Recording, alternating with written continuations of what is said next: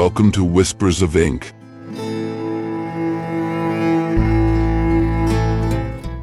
I'm Machado de Assis, and now, I will read one of my stories. Let's start with the book journey around myself, which is part of my novels collection.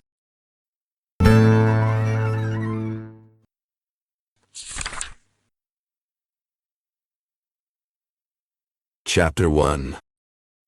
I opened my eyes just before 9 in the morning.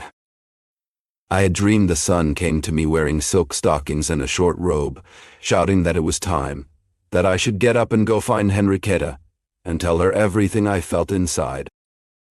That was 21 years ago now.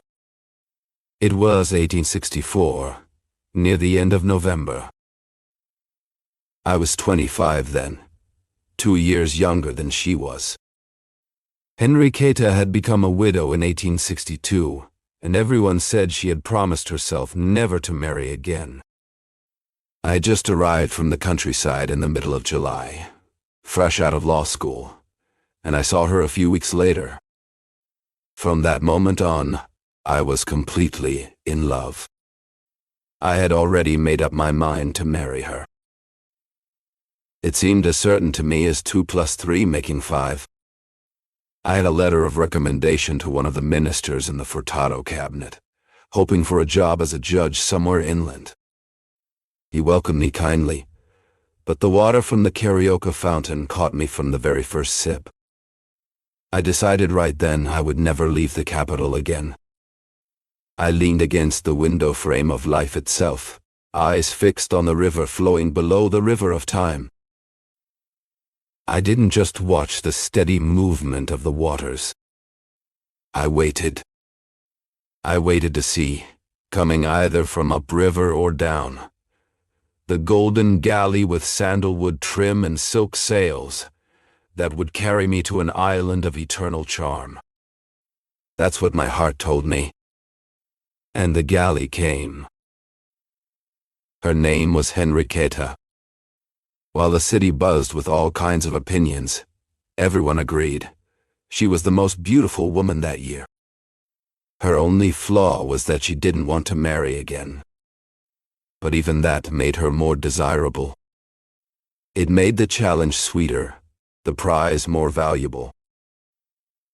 And I was sure I would win her, no matter what it took, though I was convinced it wouldn't cost me much at all. By that time, I had already opened a law office with a partner and was living in a boarding house. During the legislative session, I went to the House of Representatives. While I waited for my chance at a minister's post, something I always believed was mine for the taking, I got small news assignments and plenty of handshakes. I didn't make much money, but I didn't spend much either. My biggest expenses were all in my head. The kingdom of dreams was where I printed my own cash. I wouldn't dare say for sure that Henrietta wanted to break her widow's vow from me, but I do believe she had a soft spot. I think she saw something in me different from the other suitors, all mixed together like watered-down drinks at a party. She saw in me a simple, dreamy kind of man. To use a metaphor that paints our situation well, she was a star who went through the trouble of coming down to the edge of my rooftop. All I had to do was climb up, reach for her, and bring her inside. But that was exactly what I couldn't quite do. I kept waiting for her to come down on her own, step onto the ledge of my window. Pride? No, not at all. Shyness. Shyness and laziness. At one point, I even convinced myself that this was how all stars behaved. At least the sun didn't hesitate to do the same thing that famous morning. After appearing to me, as I said, in shorts and socks, it took off its clothes and came into my room bare and raw, November rays sweating like summer heat. It poured through every crack, singing joyfully the same old dream chant. Come on, Placido. Wake up. Open your heart. Get up. Get up. And I did get up determined. I had breakfast and went to the office. Let me say this in honor of love. At the office, I didn't write a single memo, argument, or petition. Instead, I dreamed up a plan for a new and magnificent life. And even though I held a pen in my hand, pretending to work, I was actually drawing silly faces, pig heads, and random Latin for sesame legal, some literary. A little before 3, I gave up and went to Henrietta's house. Henrietta was alone. Maybe she was thinking about me at that moment, maybe even planning to say I wasn't welcome. But if so, pride gave way to desire. Saying no would mean showing fear. So she told them to let me in. I walked in, and the first thing I noticed was her cold eyes. Her blood might not have been as cold.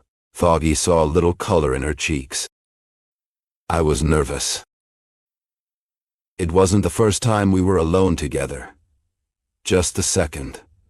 But this time, I had a plan, and that made everything worse. When there were other people around, either at her house or somewhere else, he could always fall back on the simple comfort of watching her from a distance, hoping her eyes would meet mine. But now, it was just the two of us. Henrietta greeted me warmly. She reached out her hand and said, "I thought you'd let me leave for Petropolis without even saying goodbye." I mumbled something by way of apology.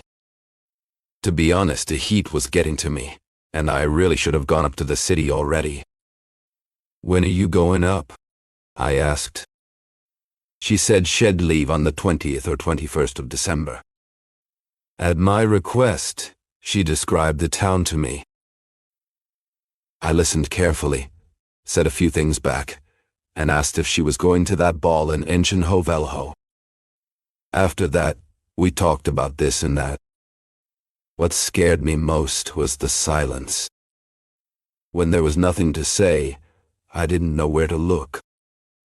And when I tried to restart the conversation, I always did it too loudly, making a big deal out of small, random, even silly things just to make it seem like I hadn't been thinking about her. Sometimes, Henrietta looked annoyed. Other times, she seemed truly interested in what I was saying. I was confident I'd win her over, and I kept thinking it was time to take action, especially when she seemed more open and affectionate. But I just couldn't bring myself to go forward. Time flew. The clock struck 4, then 4:30. Okay, I thought, now or never. I looked at her. She was already looking at me. Then, either by chance, or maybe because she feared I was about to say something she didn't want to hear, she changed the subject and told me some random story from that day. Bless that story. Anchor of hope. I grabbed onto it, happy to escape from what I almost said. What was it again? Let me try to remember. I can't quite bring it back. I do recall telling the story every which way, analyzing it, carefully correcting it, all the way until 5 in the afternoon. That's when I finally left, feeling annoyed, upset, and deeply disappointed.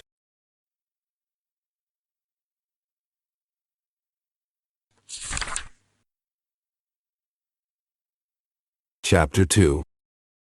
I remember reading somewhere, Krantz, as quoted by Telorthad among the Greenlanders, there was a belief that every person carries 2 identical selves inside. These 2 could separate, especially during sleep, when one would rest while the other roamed free, hunting or simply wandering around. Thompson and others, mentioned by Spencer, said similar beliefs existed among many different peoples and races. The Egyptian testimony, according to Maspero, was more complex. The ancient Egyptians believed that a person wasn't just one soul, but manism spiritual, and one completely physical. This last soul looked exactly like the body, a perfect copy, like a living mirror image. I won't go into the legends or stories from our own traditions, but I'll mention just two. There's the miracle of Saint Anthony, who was preaching one day when he suddenly stopped his sermon. Without stepping down from the pulpit, he traveled to another city to save his own father from hanging. Then there are those beautiful lines from Camões. Between myself and me something has risen, I don't know what, so that I am now my own enemy. Those verses might be taken figuratively, sure. But what if they aren't? What if Camões really saw two selves, clear and visible, standing face to face? As for me, whether it was imagination or something real, something like that happened when I was a boy. I had gone into a neighbor's yard to steal some fruit. My father scolded me, and that night, lying in bed whether asleep or awake, I think more awake than naughty, saw my own face standing in front of me. It stared at me with sharp eyes, and spoke in a voice full of blame. For days after, I felt afraid of everything. Sleep wouldn't come easily, and fear filled every corner of my mind. But they were just the fears of a child, fleeting and intense, like summer storms. 2 months later, I was back at it. The same boys had invited me, those who had been with me in the first adventure. Again, I felt the same sharp urge in my chest, and we went back to steal the same neighbor's fruit. All of this came back to me when I left Henriqueta's house. I was shaking with anger, not at her, but at myself. I wanted to punch my own face. I truly felt two people inside me, one accusing, the other trying to explain. Now I was hearing names whispered about my enemies. I couldn't even stand the thought of being attached to me, but that night, out on the street and later at dinner, I heard them spoken plainly, and didn't even feel that angry about it. That evening, I went to the theater to take my mind off things, but even during the breaks, people were still talking about the same subject, just a little less intense. By the end of the night, I had made peace with myself. I promised I wouldn't let Henriqueta go to Petropolis without telling her everything. Either I'd marry her, or I'd go back to the countryside. Yes, I told myself, she's going to pay for what she made me do to Vega. Vega was a congressman who lived in the same boarding house as 3 other lawmakers. Of all the men in the legislature, he had been the one to treat me like a real friend. He was part of the opposition, but he always said that as soon as the government fell, he'd find a way to help me get ahead. One day, he did me a huge favor. He found out I was having trouble with a certain debt, so he quietly paid it off for me without telling me. As soon as I found out it was him, I went straight to his room, deeply moved. I thanked him, almost in tears. He laughed it off and told me not to worry about paying him back right away. Just repay me when I go back to my town, he said, after the session's end, maybe in May or so. Not long after that, I met Henriqueta and fell for her right away. We saw each other a few times.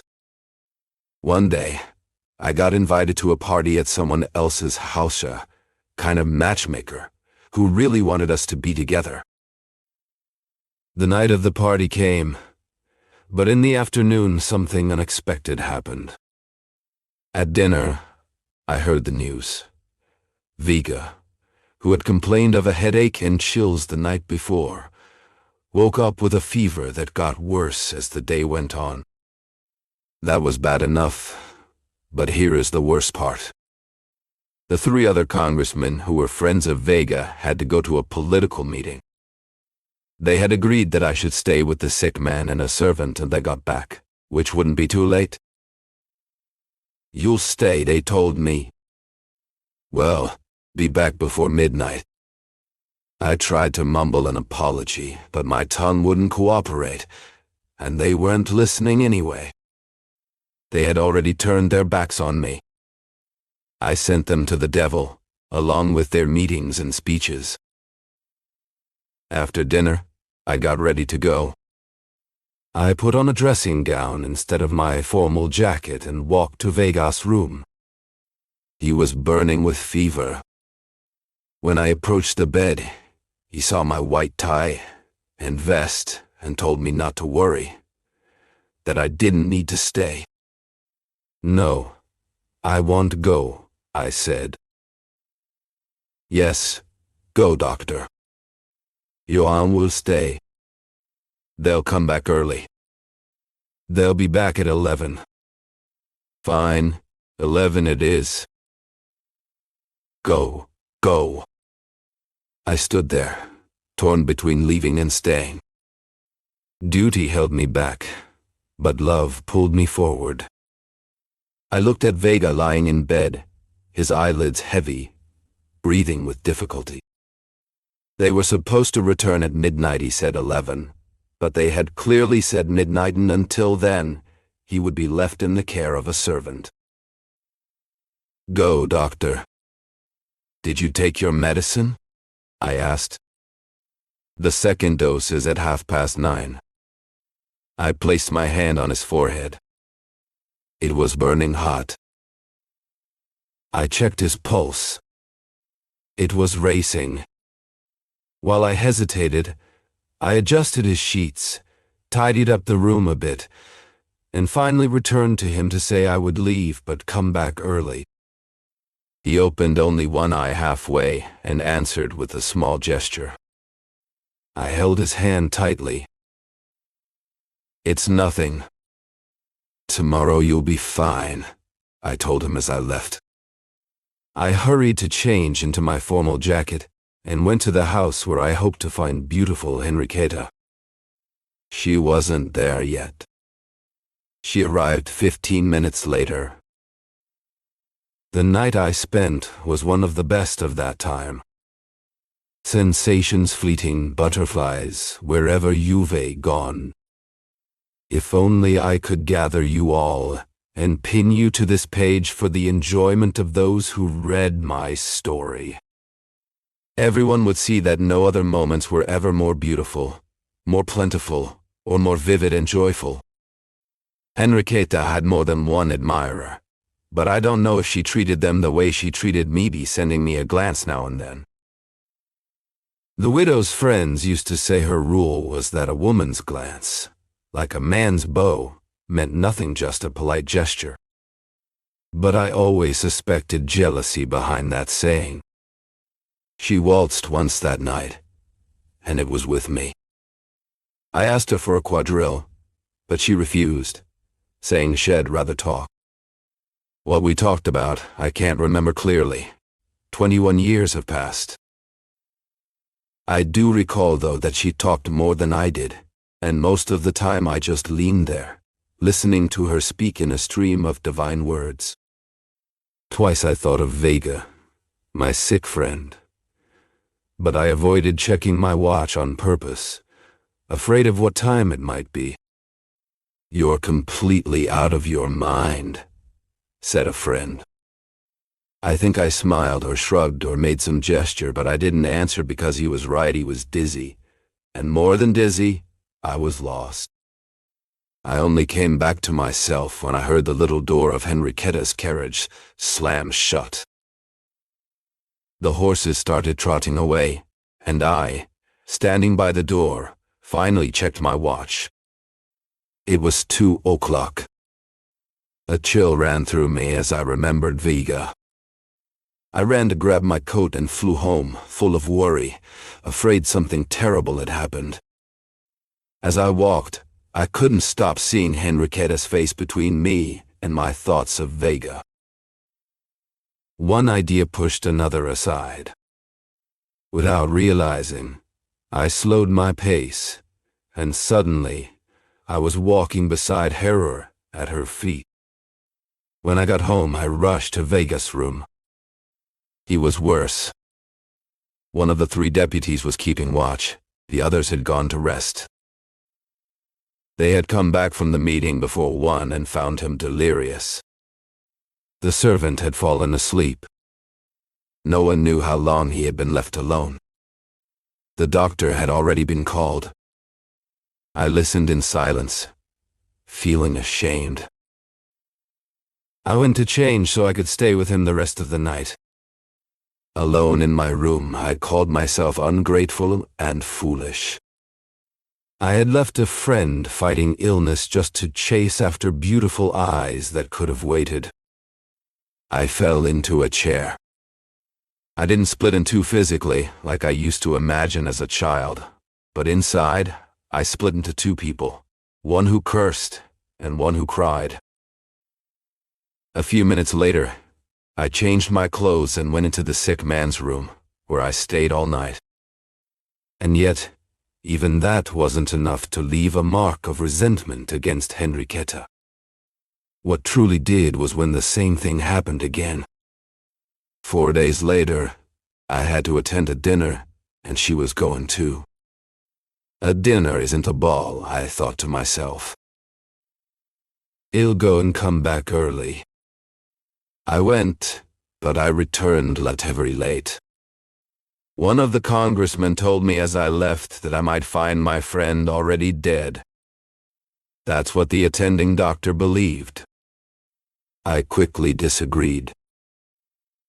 That wasn't the opinion of the other doctors I had spoken to. I came home late, I repeat. It wasn't because of the food, even though it was excellent, or the wines, which were worthy of Horace himself. It was inherently her. I lost track of time. I didn't feel the hours pass, or anything else. When I got home, it was nearly midnight. Vega hadn't died. He was out of danger. But I entered the house so ashamed that I pretended to be sick and went straight to bed. I fell asleep late, and very poorly.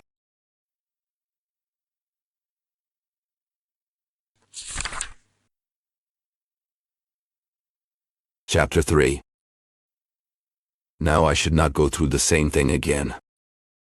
Sure, as a child I might have run twice to steal fruit from my neighbor. But to repeat what happened with Vega was unbearable, and to repeat it again with someone else would be ridiculous. I thought about writing a letter, long or short, asking for her hand in marriage. I even picked up my pen, placed it on the paper, and started a few drafts. But I realized it was a weakness, and I decided to go in person instead. Maybe this decision was just a clever excuse to avoid the gaps and hesitations a letter might reveal. It was nighttime, and I set the next day for my visit. I left home and walked a lot, thinking and imagining everything. I came back with my legs sore and slept like someone chasing great dreams. In the morning, I still thought about it. I imagined the wedding ceremony in my head, grand and unique. I even pictured transforming everything around me. My plain, faded boarding house room became a luxurious boudoir, with her inside, speaking to me of eternity. Placido. Henrietta! It was at night when I finally went to her house. I won't say the hours passed incredibly slowly that day, even though they usually do when hope starts to bloom. I fought in my mind against Henrietta. Just as I had imagined myself playing a great political role while waiting to become a congressman, I now defeated this lady in my thoughts, and she gave me her entire life and being. After dinner, I happened to pick up the Three Musketeers, and reading 5 or 6 chapters did me good. They filled me with bold ideas, like precious gems surrounding the central truth. Women belong to the boldest man. I breathed deeply, full of courage, and marched forward. Henrietta was about to leave when I arrived, but she told them to let me in, if only for a few moments. She wore all in black, no shawl or cape, her simple figure smooth and round, and her special hairstyle, a mix of fashion and her own invention. I have no doubt she drove me wild. In going to my cousin's house, she told me. They just arrived from Sao Paulo. Sit for a while. She asked if I had gone to the theater yesterday. I told her no at first, but then corrected myself and said yes, because that was the truth. Now that everything is over, I think she didn't smile, but at the time it seemed like she did. And I felt embarrassed. She told me she hadn't gone to the theater because of a migraine, a terrible illness she described while adjusting her bracelets and fixing the position of her watch on her waist. Leaning back in her chair, with the tip of one foot visible, she looked like she was waiting for someone to kneel beside her. That was the thought I had, and quickly pushed away because it seemed silly. No, just her gaze and her words should be enough for me. Sometimes the gaze wasn't enough, it would grow shy, or not know where to look, but her words could break through everything. Still, Henrietta kept talking and smiling. At times she seemed to understand the emotional struggle I was going through, and her eyes looked kind. Other times, I saw the edge of coldness and boredom in her expression. My heart beat fast, my fingers trembled. I tried to bring back my bold thoughts, and they came, but they stayed in my head, frozen, half asleep. Suddenly, we both fell silent. I don't know if it lasted 3, 5, or 10 minutes. I only remember that Henrietta checked her watch. I understood it was time to leave, and asked her permission. She stood up right away and gave me her hand. I took it, looked at her, and tried to say something. But her eyes looked so angry or bored, I can't say which, and that moment has stayed with me for many years. I left. When I reached the hallway, I hit the air with my hat and called myself a terrible name, one so bad I won't write it here. The carriage was waiting outside. I moved to a distance so I could watch her get in. I didn't wait long. She came down, paused at the door for a second, got in, and the carriage drove off. I stood there, lost in thought, and started walking. About an hour later, or maybe a little less, I ran into a friend, a fellow lawyer, who was heading home. We walked together, but after 10 minutes he said, "You seemed distracted," he said. "What's wrong?" I lost a case. It couldn't have been worse than mine. I already told you about Matos estate inventory, didn't I? No, Haiti received the full account of Matos estate. Every last detail, petitions, valuations, objections, replies, counter-replies, and the final judgment, a ruling both absurd and unfair. While he was talking, though, I couldn't stop thinking about beautiful Henrietta. I had lost her for the second time. And that made me remember Vegas' case, where my plans had also fallen apart, and even smaller things, like when I was a kid and played with fruit at the market. As I thought about the fruit, I also remembered a strange, hidden side of myself. I had a vision, sir. I swear it's true. For a moment, I felt like the man walking beside me was none other than myself, grabbing my face with both hands, furious, repeating the insult from the hallway, the one I never wrote and never will. I stopped, frightened, and realized my mistake. Then I heard a laugh in the air, and I looked up. It was the stars, distant witnesses of life, laughing at my dreams and illusions so hard, I thought the buttons on my coat might pop off. Meanwhile, my colleague kept going, furious, wrapping up Matos' estate mess. What a scandal.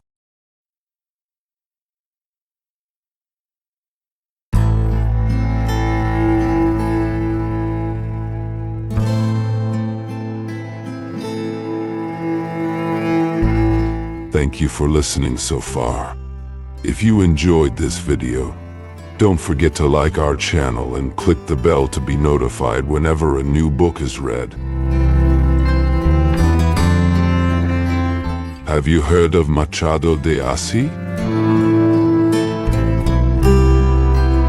Machado de Assis, born in Rio de Janeiro in 1839, is considered one of the greatest writers in Brazilian literature and a master of psychological realism. He was a novelist, poet, playwright, and short story writer whose works explore the complexities of human behavior with irony, subtlety, and deep introspection. Among his most famous novels are Dom Casmurro, which questions truth and memory, and the posthumous memoirs of Brás Cubas, a satirical narrative told by a deceased man. Machado's literature often reflects the contradictions of Brazilian society, addressing issues like race, class, power, and identity in a sophisticated yet accessible style. Despite being born into poverty and facing racial prejudice, Machado de Assis rose to become the president of the Brazilian Academy of Letters and a symbol of literary excellence. His sharp wit and profound observations about society and the human soul make his works timeless and universally relevant. Today, he is recognized not only as a Brazilian icon, but also as a world-class author whose legacy continues to influence generations of writers and thinkers. Machado de Assis shows us that literature can be both elegant and critical, intimate and universal, humorous and profound. His stories remain as powerful and thought-provoking today as they were more than a century ago. Machado is a treasure of world literature, and through his voice, we discover the infinite layers of the human experience.